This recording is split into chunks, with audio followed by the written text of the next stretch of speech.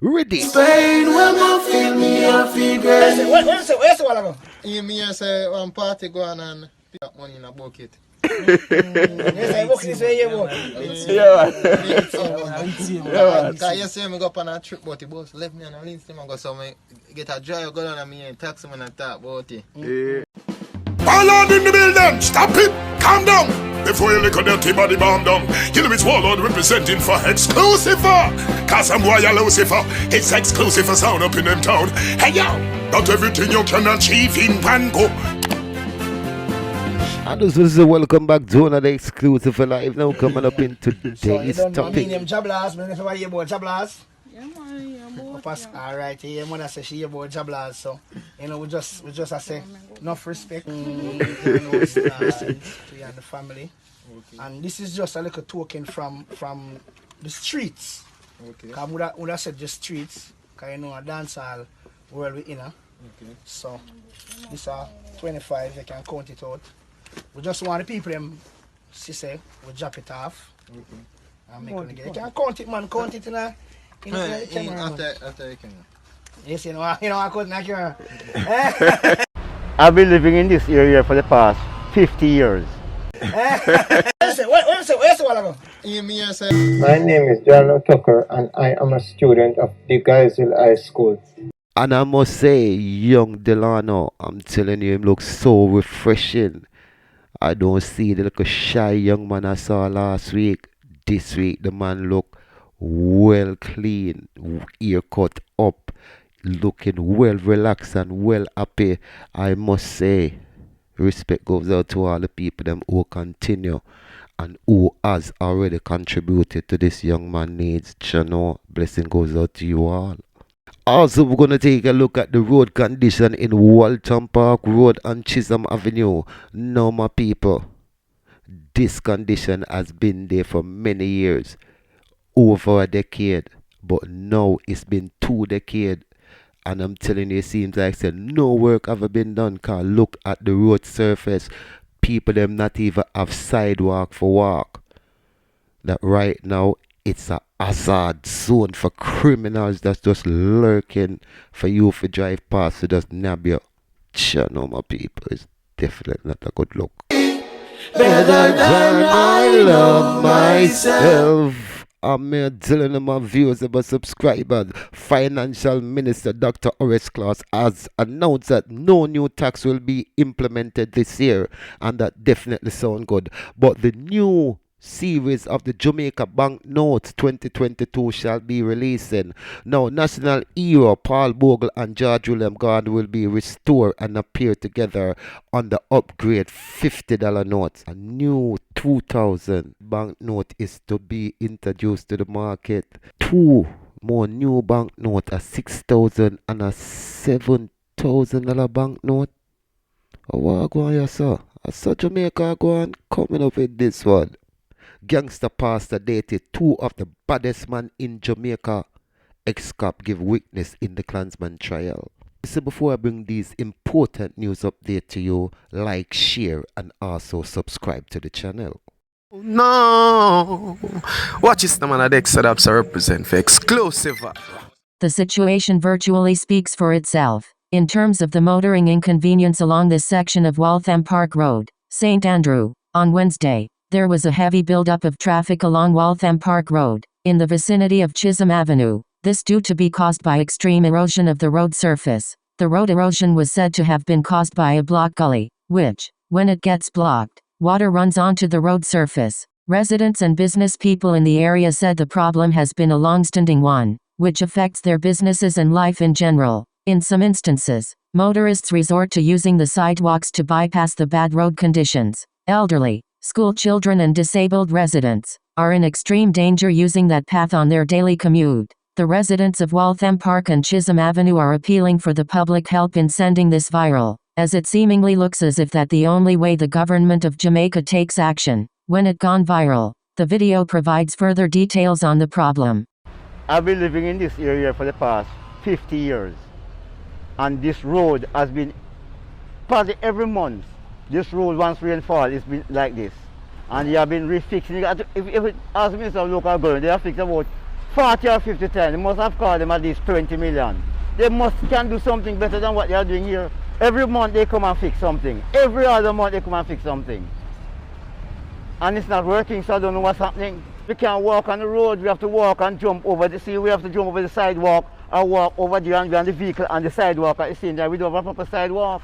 Fix the bridge. You need to fix, you need to clean out underneath, and there's waste go down that side, so you need to clear underneath for it to go down that side. Now Friday evening, I come from studio, right? And so here's son of fix. It costs the traffic them for back up.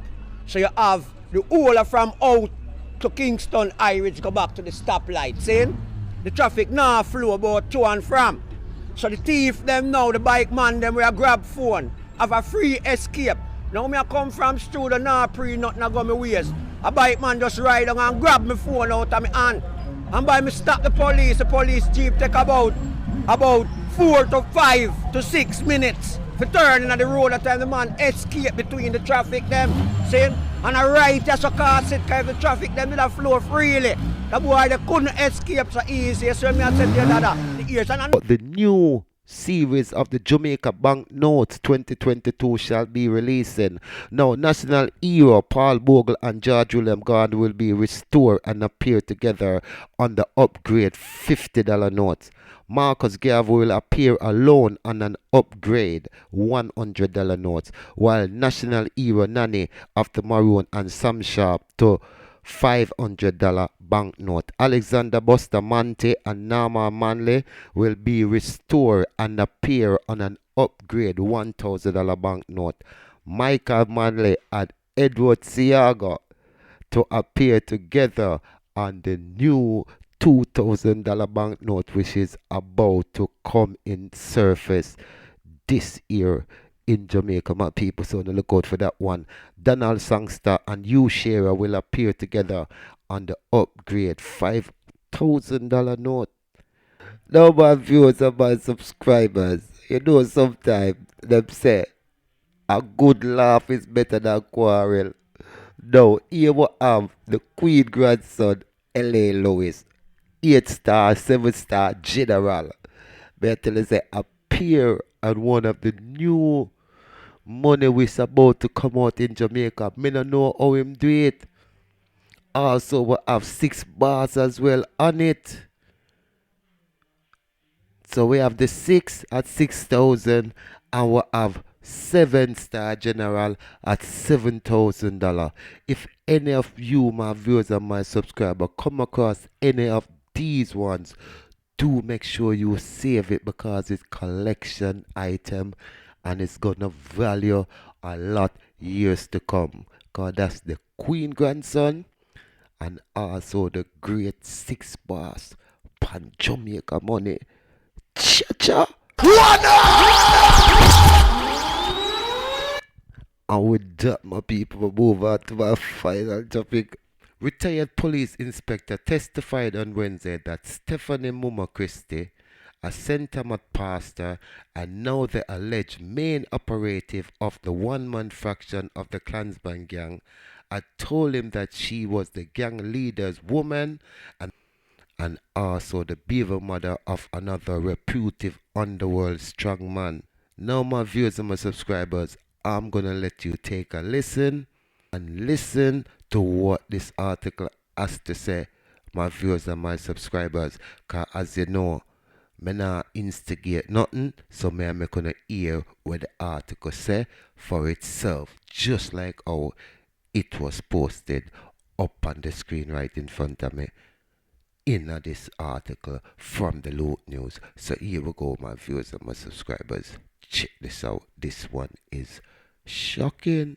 A retired police inspector testified on Wednesday that Stephanie Muma Christie, a St. Thomas pastor, and a now alleged main operative of the One Don faction of the Klansman gang, had told him that she was the gang leader's woman and the baby mother of another reputed underworld strongman, Leighton Livity Coke. The former officer said Christie made the assertions to him when she visited the Spanish Town police station in 2017, and attempted to bribe him with $100 in exchange for the release of the leader of the One Don faction of the Klansman gang, Andre Blackman Bryan, the ex-cop, who has referred to himself as a gang expert, began on Tuesday to give details into the operations of the Klansman gang, which he said had several factions, including the One Don breakaway group. In his testimony on Wednesday, the witness said Bryan was in police custody, and by September 2017, he was scheduled to conduct an interview with him at the Spanish Town police station. On the day of the interview, the officer said one of his colleagues told him that a woman outside wanted to speak with him urgently.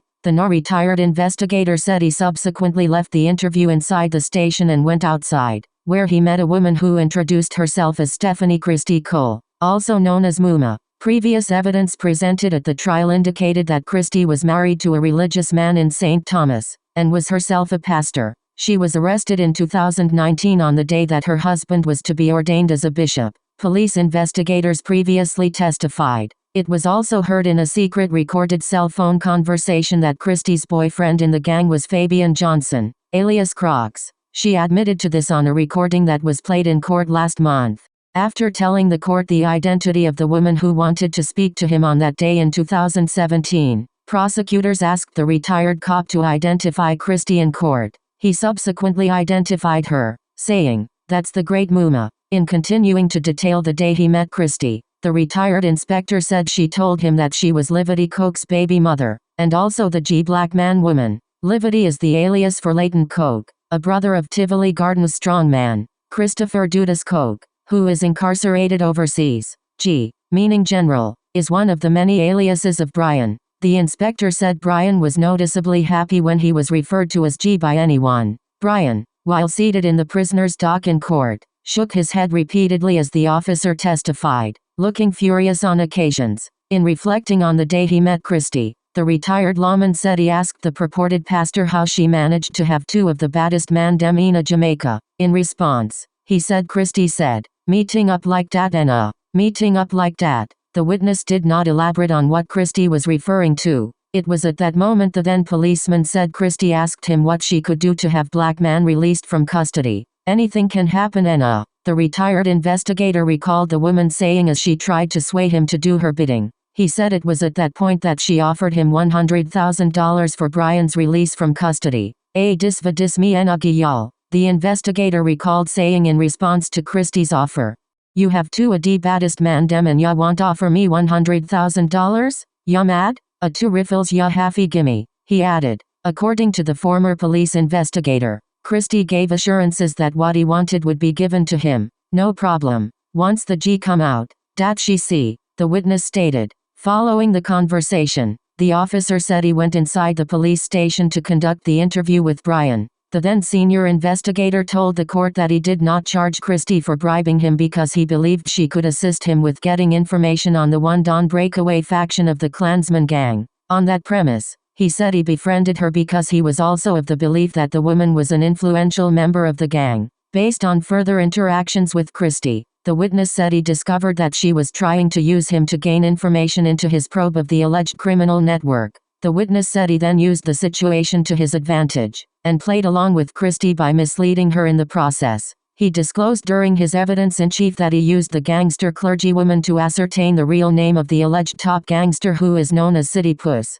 According to the former officer, he heard several voice notes from City Puss threatening business persons in Spanish Town with demands for extortion money. But the gangster warned them not to tell police about the threats and extortion. A retired policeman said the threats were issued while City Puss was incarcerated, based on information which he said was given to him by Christie. The witness said he went to the Horizon Adult Remand Center and confirmed that City Puss was the alias for Jason Brown, who was a convict. The officer said while at the remand center, he asked to speak with City Puss, given the fact that the gangster's real name was the same name Christie had given him. According to the lawman, the convict replied to the alias City Puss. He noted, too, that the gangster's voice matched the ones on the voice notes that were heard with threats being issued to business persons from Spanish Town. The retired policeman said on the day he met City Puss, having dressed down for the occasion, he engaged in an hour-long conversation with him, during which he pretended to be a gangster and spoke of things the incarcerated gangster, City Puss, knew in order to make him feel comfortable enough to reveal information. After the expiration of the conversation, the retired investigator said he revealed to City Puss his true identity as a member of the police force. He said he then told the gangster that he was charging him with gang-related offenses. That is when all things broke loose, the officer told the court, adding that City Puss' true gangster persona came out when he cursed several expletives. City Puss then reportedly issued several threats and became further enraged, the retired lawman stated. According to his testimony on Tuesday, the retired Jamaica Constabulary Force, JCF, member was a 30-year veteran of the security force, and he was both trained and certified as a gang expert, but trial judge, Chief Justice Bryan refused to acknowledge the retired lawman as an expert witness, noting that this was not stated in his statement to the police. During his tenure in the force, the now retired lawman said he spent years focusing on the main gangs in St. Catherine, including the Klansmen, One Order, Umbrella, and Young Generation gangs. He further testified that he interviewed close to 300 members of the Klansmen and One Order gangs. He said the Klansman gang and other breakaways of it were notorious for extortion of public passenger vehicles and businesses, as well as trafficking in illegal guns and drugs. Bryan, 31 other men and 1 woman are being tried under the Criminal Justice Suppression of Criminal Organizations Act, 2014, better known as the anti-gang legislation, on an indictment with 25 counts. They have been charged with multiple offenses, including being part of a criminal organization, illegal possession of firearm, illegal possession of ammunition, facilitating conspiracy to murder, and facilitating arson. The offenses were allegedly committed between January 1, 2015, and June 30, 2019, in St. Catherine. Xqlusivasound.